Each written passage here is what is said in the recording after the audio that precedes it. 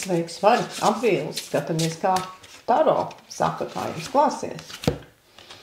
Nu, svariem šis mēnesis solās būt tāds pašpaļāvības mēnesis, laiks, kad jūs varat paļauties uz savām prasmēm, savām mākām, ka jūs varat ritīgi izdarbināt savu profesionalitāti, tad laiks un apkārtnē iesaka jums rādīt citiem, demonstrēt, publicēt, piedalīties, būt sarunās, būt šovos, būt semināros, būt uzstāšanās vietās, un tas viss iet uz urā. Tas paceļ jūsu pašapziņu, tas vairo jūsu zināšanas, tas parāda apkārtējiem, cik jūs esat tiešām prasmīgs savā darba jomā, jo patiesībā jau šī kārtas ļoti daudz runā tieši par mūsu profesionālo dzīvi. Ja mēs runājam par enerģiju kopsumā, tad tā ir Merkūra enerģija. Jo vairāk tu runā, jo vairāk tu klausies, jo vairāk tu uzzini,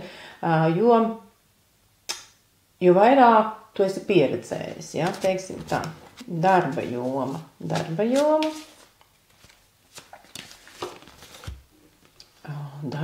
ļoti auglīgi, darbā Pentakļu karaliene, kas nozīmē, ka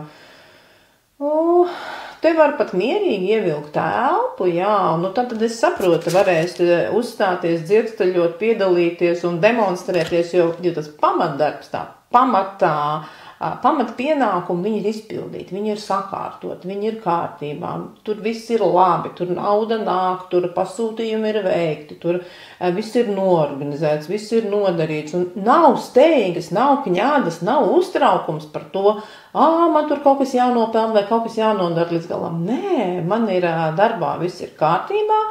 Jāsaka tā, ka tā Pentakļu karalienes enerģija ir diezgan lēna. Ja? Tiem, kam, pieksim, šis mēnesis ir paredzēts tādam kaut kādam aktīvai darbībai, attīstībai, nu, diez vai, jo Pentakļu karalienei patīk tā mierīgi pasēdēt un viss viņai ir mierīgi. Tagad tie, kas gaida aktivitāti, te varētu būt, ka ir lēnām, bet, nu, lēnām taču nevienmēr nozīmē slikti, vai ne? Jā, privātā dzīves svariem.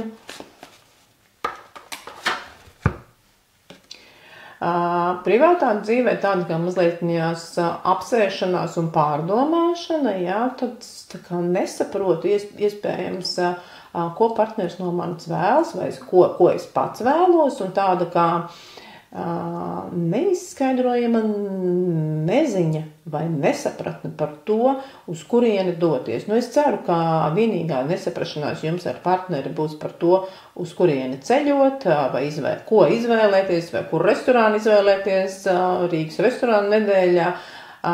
Esiet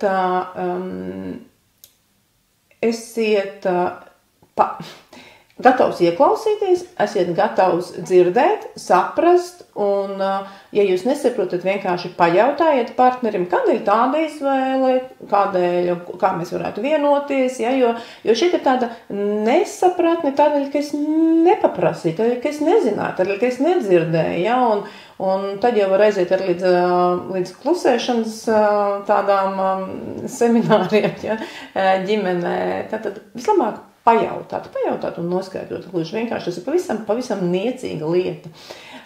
Tie, kas pašlaik ir tikai attiecību meklējumos, šī kārts ir tāda, ziniet, es teiktu, tukšā kārts, jā, jo jūs redzat, tie ceļu rādītāji ir tik daudz, tās iespējas tik daudz, bet viņas tā kā neved uz jums, un arī tāda, it kā jā, un nesaķer un nav īstais. Ja? Nu, tātad aprīlis, acīm redzot, tomēr svariem tiem, kas meklē attiecības, nu, drīzāk būs tāds šķirošanas mēnesis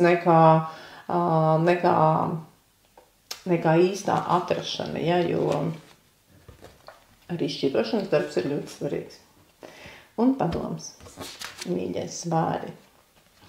Vai cik skaista kārts, pieņemiet mīlestību un dāvājiet mīlestību. Tas ir kausu dūzis, tas ir mīlestības kauss, kas visu pieņem un visu rada. Lai jums izdod šis mēnesis vislabākajā veidā.